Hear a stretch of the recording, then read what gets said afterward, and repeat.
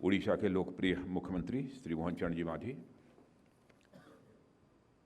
केंद्रीय मंत्री श्री धर्मेंद्र प्रधान जी, उड़ीसा भारतीय जनता पार्टी अध्यक्ष श्री मनमोहन जी शामल, उप मुख्यमंत्री श्री के.वी. सिंहदेव, उप मुख्यमंत्री श्रीमती प्रभाती परिडा और उड़ीसा विधानसभा अध्यक्ष श्री सुरमा पाड़ी जी, मंत्री रवि नारायण जी, पृथ्वीराज जी, नित्यानंद जी, कुशान जी, स्पंद जी, प्रताप जी, सूर्यवंशी जी और डॉक्टर देवेंद्र प्रधान स्मृति समिति के अध्यक्ष श्री समीर मोहंती, पूर्व मंत्री श्री निरंजन पटनायक, प्रफुल्ल धड़े, श्री अमर सतपथी, प्रदेश प्रभारी श्री विजयपाल तोमर और प्रख्यात पत्रकार सौम्य रंजन जी पटनायक जी कहाँ हैं?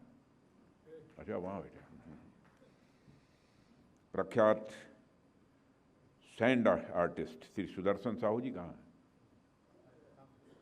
वाह, मैं देखना चाहता था कुछ कलाकारों को ऐसे। प्रख्यात लेखिका सुश्री प्रतिभा जी राय, वाह, वेरी गुड।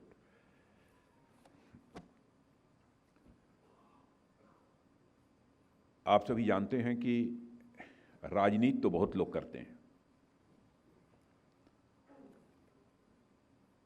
और आज के कुछ वर्षों पहले आपने देखा होगा और आज भी ऐसे कुछ लोग होंगे।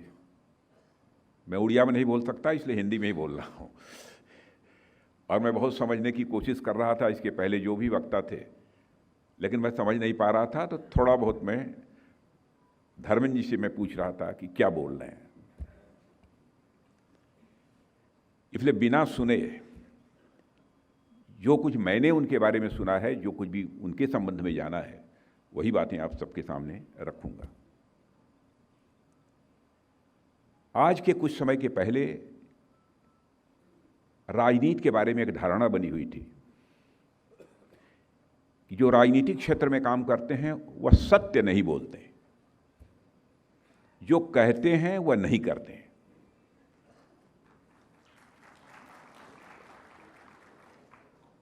और इतना ही नहीं, यदि किसी के ऊपर कोई आरोप लगाना होता था और उस व्यक्ति को यह लगता था कि यह व्यक्ति हमारे सामने खड़ा होकर झूठ बोल रहा है या मुझे गुमराह करने की कोशिश कर रहा है, तो लोग कहते थे तुम हमारे साथ राजनीति कर रहे हो। यह राजनीति शब्द किस हद तक अपनी विश्वसनीयता खो चुका था, किस हद तक यह राजनीति शब्द बदनाम हो चुका था। फिर भी उस समय भी कुछ ऐसे लोग थे कि इस राजनीति शब्द की विश्वसनीयता, क्रेडिबिलिटी, इस राजनीति शब्द की साख जो खो गई थी, वह पुनः भारत की राजनीति पर स्थापित करने के लिए बराबर संघर्ष करते रहे। उन्हीं में से थे एक डॉक्टर देवेंद्र प्रधान जी। और आप ये कहेंगे कि डॉक्टर देवेंद्र प्रधान जी के बारे में आप कैसे इतना जानते हैं? हम दोनों ने साथ काम किया है, बहुत लंबे समय तक नहीं काम किया है, लेकिन कुछ समय तक उनके साथ काम किया है। सहजता, सरलता, जो कहें उसे करें, अनावश्यक आश्वासन न दें, यानी उनके वर्ड्स और डीड्स, उनके कृति और कथन, कहने और करने में कोई अंतर नहीं था। इसलिए मैं कह सकता हूं कि भारत की राजनीति में पैदा हुए इस क्राइसिस ऑफ क्रेडिबिलिटी, विश्वसनीयता के संकट को एक ऐसे नेता थे डॉक्टर देवेंद्र प्रधान जी, जिन्होंने की चुनौती के रूप में स्वीकार किया था और उस पर विजय प्राप्त की थी।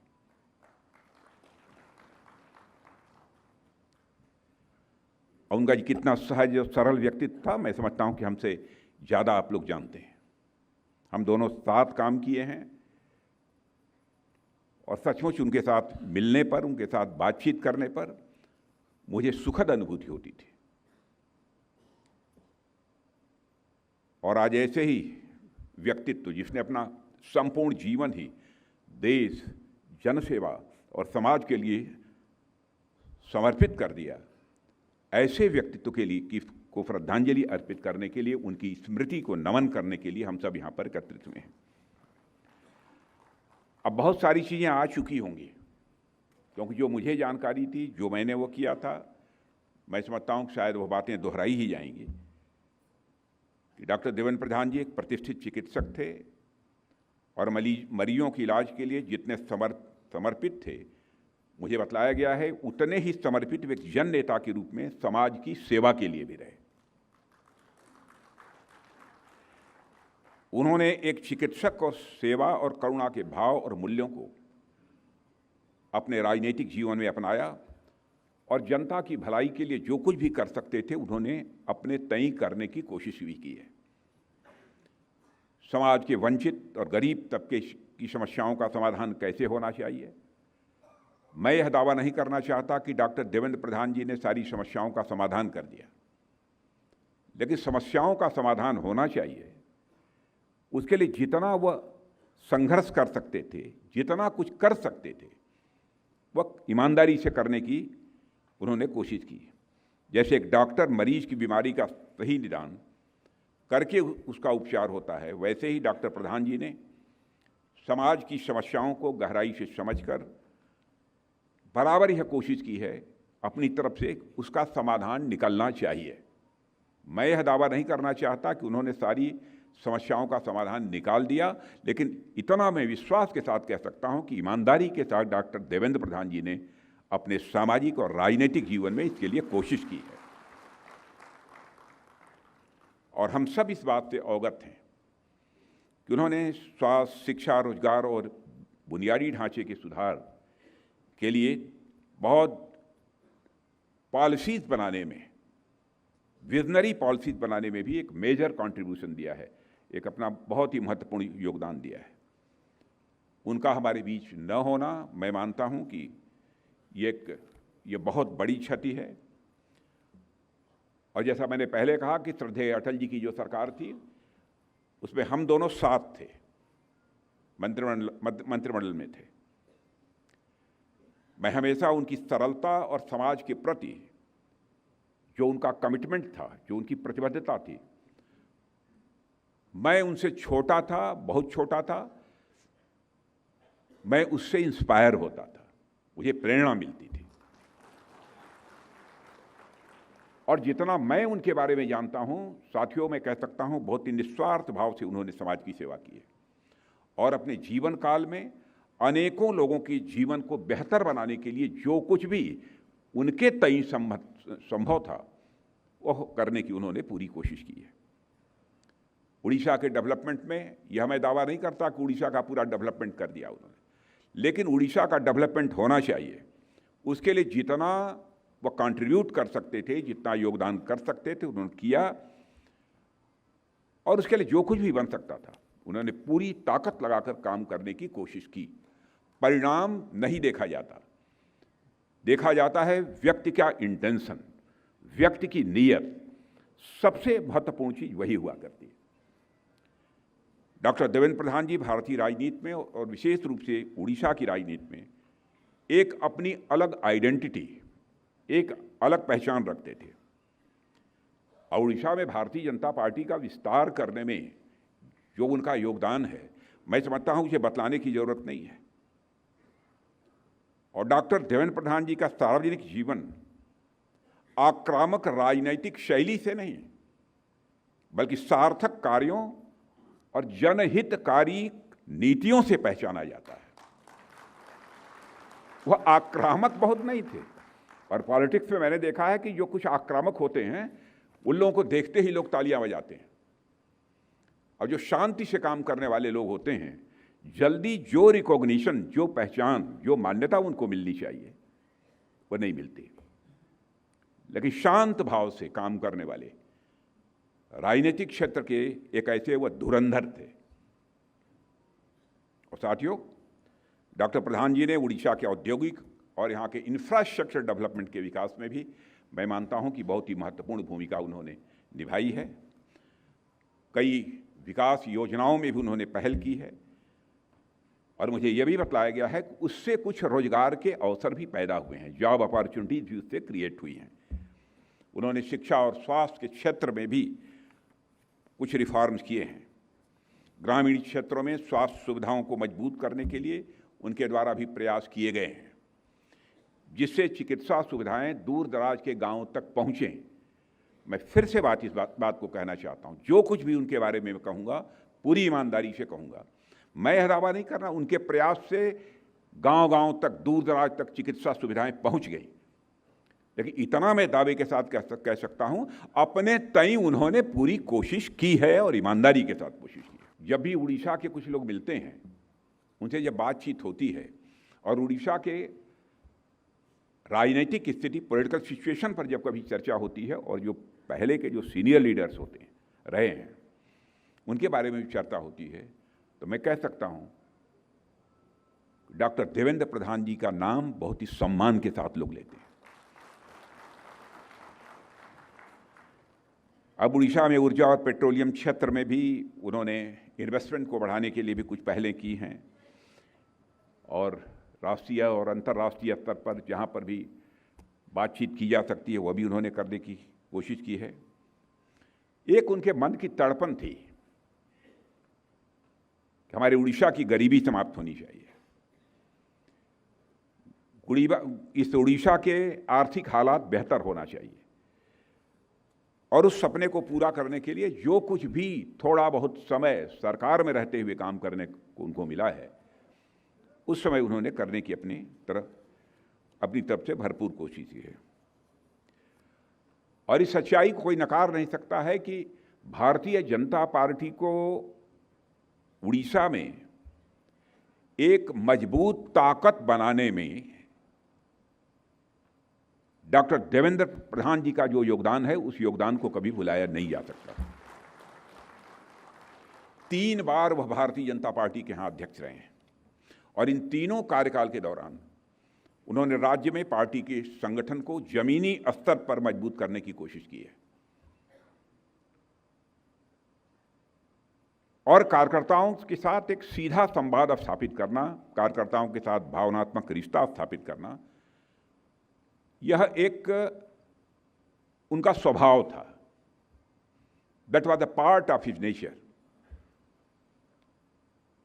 और मैं समझता हूं कि आज जो पार्टी यहां पर मजबूती के साथ अपने पैर जमा चुकी, आज गवर्नमेंट है जिस पार्टी की, हमको ये नहीं भूलना चाहिए, इसमें बहुत लोगों ने अपना पसीना बहाया है, अपना खून बहाया है, और हमारे डॉक्टर देवेंद्र प्रधान जी का एक मेजर कंट्रीब्यूशन इसमें रहा है, क्योंकि लगभग 6 वर्षों तक उन्होंने पार्टी को यहाँ पर लीड किया है।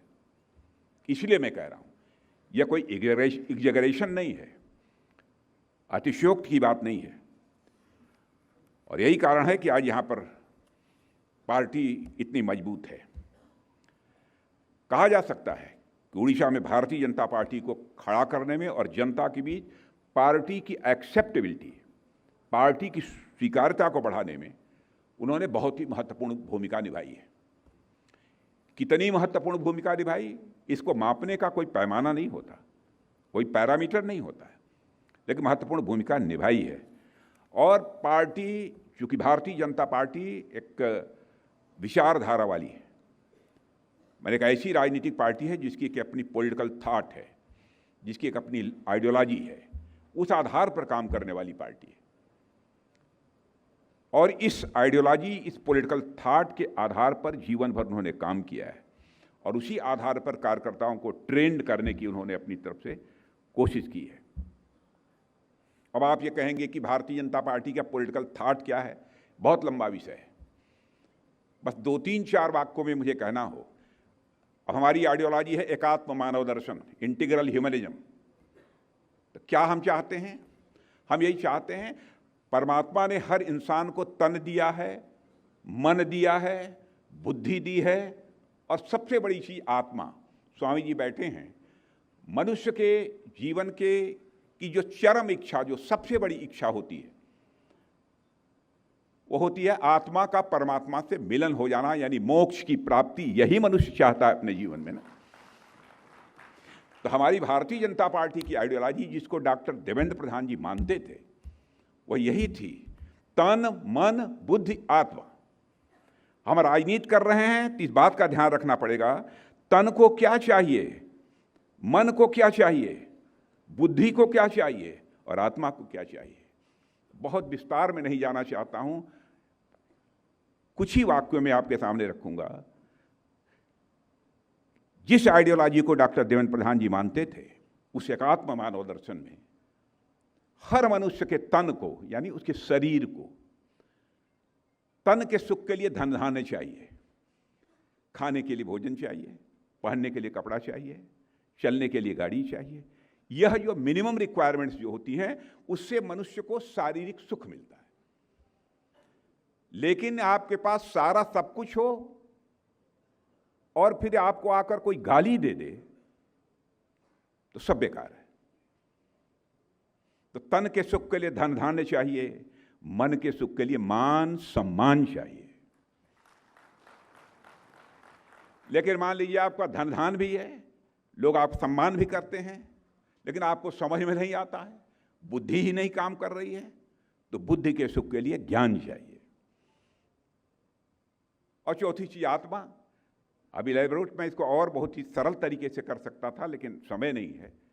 आत्मा के सुख के लिए व्यक्ति की यही जीवन की अंतिम इच्छा होती है, हे परमात्मा, मैं जीवन के सारे बंधनों से मुक्त हो जाऊं और अंतिम जीवन के अंत में मुझे मोक्ष प्राप्त हो, यानी आत्मा का मिलन परमात्मा से हो जाए। तो आइडियोलॉजी ही, जिस आइडियोलॉजी के प्रति डॉक्टर देवेंद्र प्रधान जी पूरी तरह से कमिटेड थे, वह आइडियोलॉजी यही है कि हर तन के सुख के लिए धन धान्य चाहिए, हर मन के सुख के लिए मान सम्मान चाहिए, हर बुद्धि के सुख के लिए ज्ञान चाहिए और हर आत्मा के सुख के लिए भगवान चाहिए।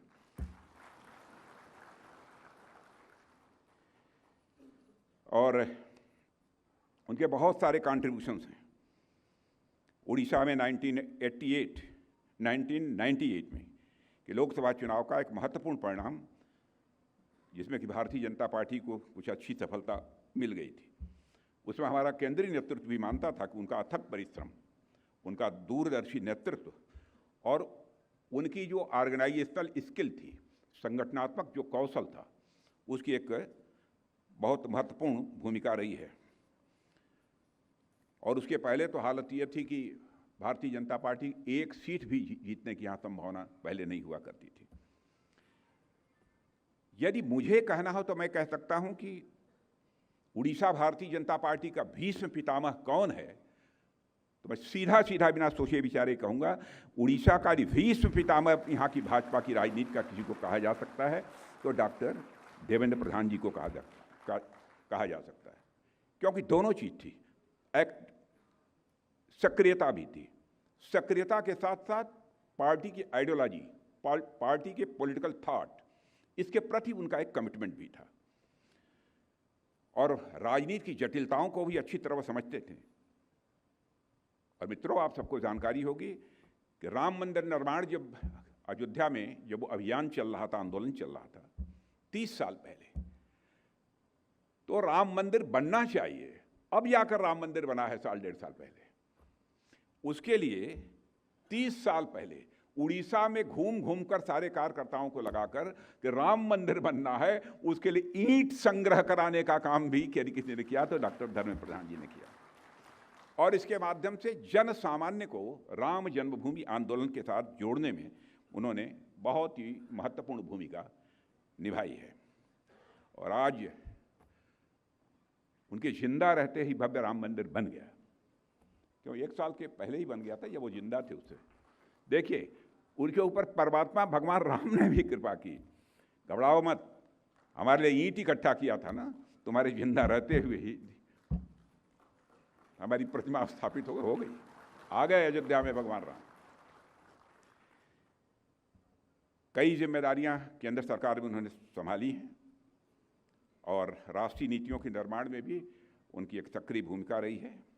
ऊर्जा, पेट्रोलियम और प्राकृतिक गैस क्षेत्रों में भी उन्होंने कई योजनाओं को लागू करने में योगदान दिया है। और एक सोच उनकी और थी, ऊर्जा के मामले में, एनर्जी के मामले में भारत आत्मनिर्भर बनना चाहिए। और मुझे, जब मैं मिनिस्टर ऑफ सरफेस ट्रांसपोर्ट था तो हम दोनों साथ काम करते थे, और मैं कह सकता हूं कि उस समय मैंने देखा है कि राष्ट्रीय मार्गों के विस्तार, राष्ट्रीय राजमार्गों के विस्तार और सुधार के लिए उनके सुझाव बहुत ही शानदार हुआ करते थे। अकाटते हुआ करते थे, जिसे काटा नहीं जा सकता। और जो हमारे एक चीज़ मैं समझ गया, किसी की कोई बात नहीं समझा, लेकिन अपने मुख्यमंत्री मोहन चंद जी मांझी की एक बात समझ गया। नेशनल हाईवे जो उस समय उड़ीसा में 1600 किलोमीटर थी, उसको बढ़ाकर उन्होंने 3200 किया। मांझी जी, मैंने आपको ठीक पकड़ा है, ऐसे ही पकड़ता हूं। स्वाभाविक है, हाईवेज का यदि विस्तार हुआ है तो कनेक्टिविटी बढ़ेगी।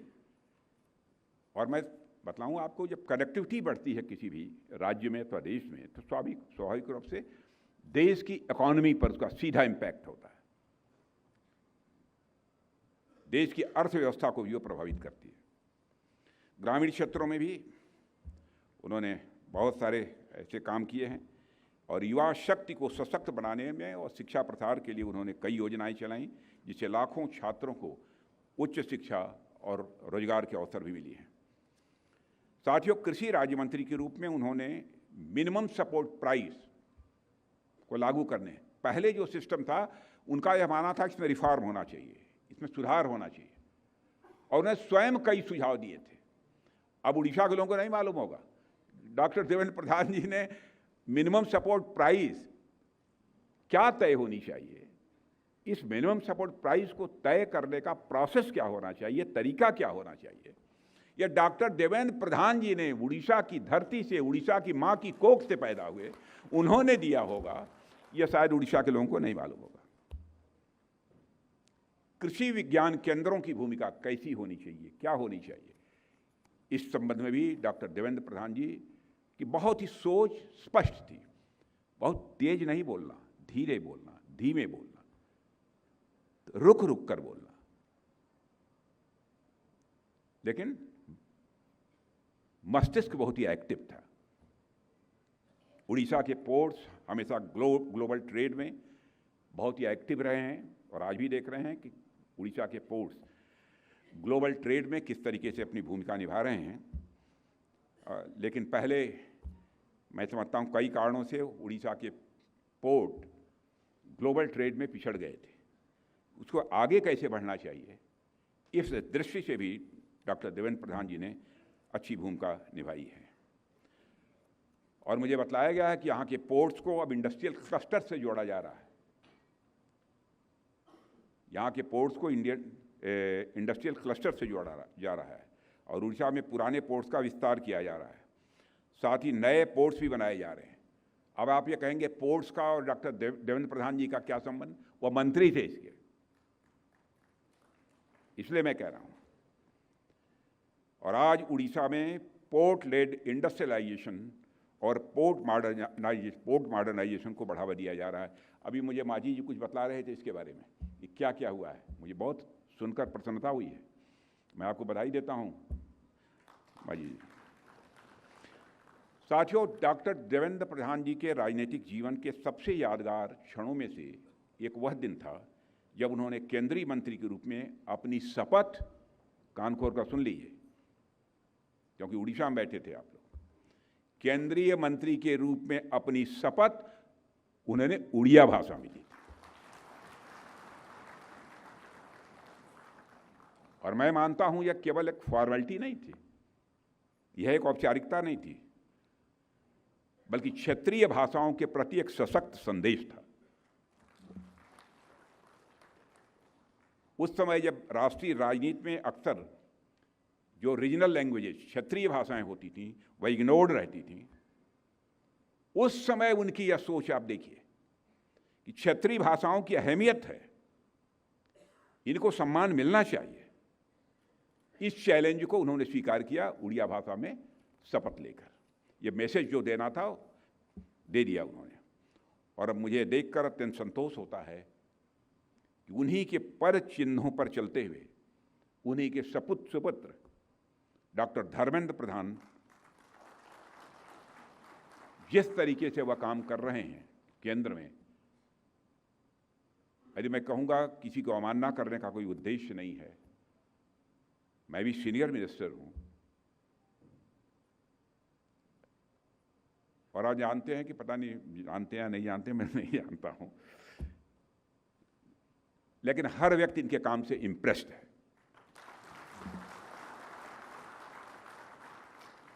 अब ज़्यादा बोलूंगा तो कहेंगे भाई आप साथ काम करते हैं, आप तो तारीफ करेंगे। अब नेशनल एजुकेशन पॉलिसी के रिफॉर्म में यह कोई साधारण काम नहीं था, बहुत ही चैलेंजिंग टास्क था, चुनौती भरा यह काम था। अब आप ये सोचेंगे कि शिक्षा का इनका क्या लेना देना, इन्होंने जिंदगी भर राजनीति की है, इधर उधर पढ़ाई लिखाई किया है, बात सच है, लेकिन नेशनल एजुकेशन पॉलिसी में रिफॉर्म लाने में हमारे धर्मेंद्र प्रधान जी ने बहुत ही महत्वपूर्ण भूमिका निभाई है। और प्रधानमंत्री उज्ज्वला योजना में तो उड़ीसा के लोगों को भी लाभ मिला ही होगा, उनके मुख्य प्रधानमंत्री रहते हुए, और वो भी मनमोहन सामल जी जैसे जो हम मित्र हों तो भारतीय जनता पार्टी को मजबूत करने में अपनी प्रमुख भूमिका का निर्वाह यहाँ वो कर ही रहे हैं। और साथियों, मैं यहाँ डॉक्टर देवेंद्र प्रधान जी के व्यक्तित्व से बहुत प्रभावित रहा हूँ। उनकी 4 बातों का मैं यहाँ पर उल्लेख करना चाहूँगा। पहली, ईमानदारी और अनुशासन। इनडिसिप्लिन नहीं थे वो,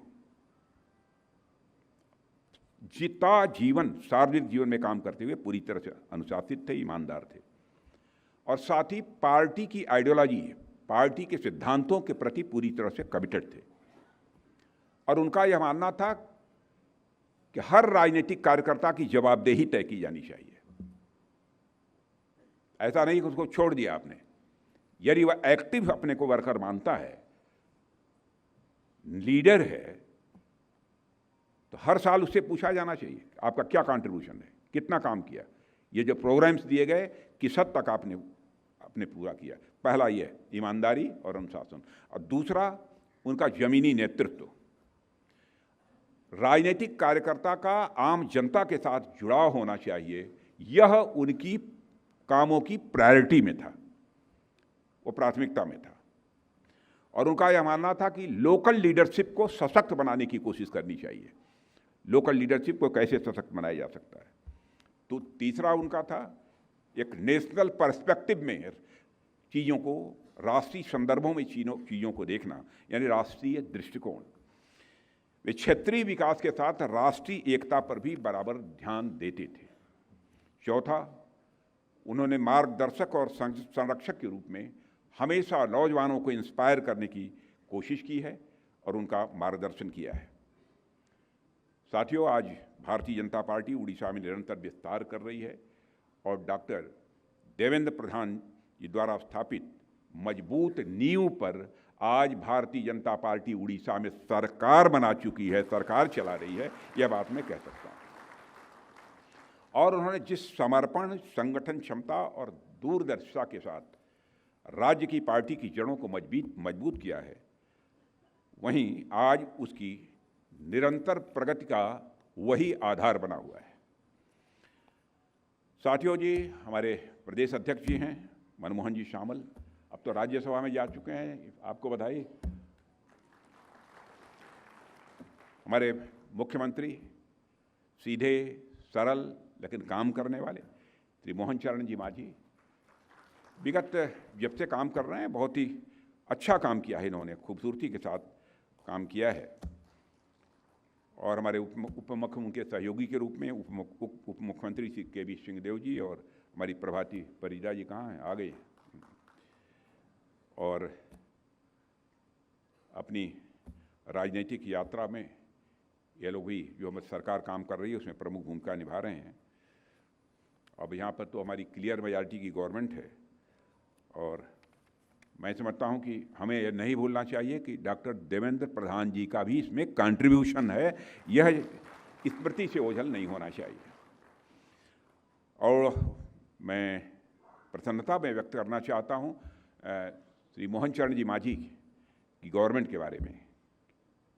मुझे जानकारी दी गई है कि उड़ीसा गवर्नमेंट ने 2036 तक उड़ीसा को $500 बिलियन की इकॉनमी और 2047 तक $1.5 ट्रिलियन की इकॉनमी के रूप में स्थापित करने का लक्ष्य रखा है। आप कोई कह सकता है इस टारगेट को अचीव कर लेंगे? भाई, लक्ष्य तो रखा है, कोशिश तो करेंगे, लक्ष्य ही नहीं निर्धारित करेंगे तो कोशिश क्या करेंगे। इसके लिए मैं बधाई देता हूं मुख्यमंत्री जी आपको। और वर्ष 2036 में लगभग एक दशक बाद जब हम उड़ीसा के राज्य बनने की 100वीं सालगिरह मनाएंगे, 100वीं सालगिरह होगी, तब तक उड़ीसा के विकास का रथ मैं समझता हूं कि तेजी से आगे बढ़ रहा होगा। और लगभग 2 दशक बाद यानी वर्ष 2047 में भारत विकसित राष्ट्र बनेगा, तब इस उपलब्धि में उड़ीसा का भी एक मेजर कंट्रीब्यूशन होगा, ऐसा मेरा विश्वास है। साथियों, भाजपा, उड़ीसा और भारतीय राजनीति में डॉक्टर प्रधान जी का योगदान मैं पुनः दोहराना चाहूँगा, अविस्मरणीय है। और उनकी विचारधारा, उनका सेवा भाव और राष्ट्रीय एकता, नेशनल इंटीग्रिटी के प्रति उनका समर्पण हमेशा आने वाली जनरेशन्स को इंस्पायर करता रहेगा, प्रेरित करता रहेगा, मेरा ऐसा विश्वास है। उनका मार्गदर्शन, उनका नेतृत्व, उनकी नीतियाँ, मैं विश्वास के साथ कह सकता हूँ कि उड़ीसा के पॉलिटिकल सिनेरियो में, उड़ीसा के राजनीतिक परिदृश्य में वह हमेशा जिंदा रहेंगी, यह बात मैं विश्वास के साथ कह सकता हूँ। डॉक्टर देवेंद्र प्रधान जी का हमारे बीच न होना हम सबके लिए निश्चित रूप से गहरी क्षति है, लेकिन उनके विचार, उनकी सेवा भावना और उनके कार्य वो हमेशा हम सबको प्रेरित करते रहेंगे। मैं अंत में एक बार फिर से डॉक्टर देवेंद्र प्रधान जी की स्मृति को नमन करते हुए अपना निवेदन यहीं समाप्त करता हूँ।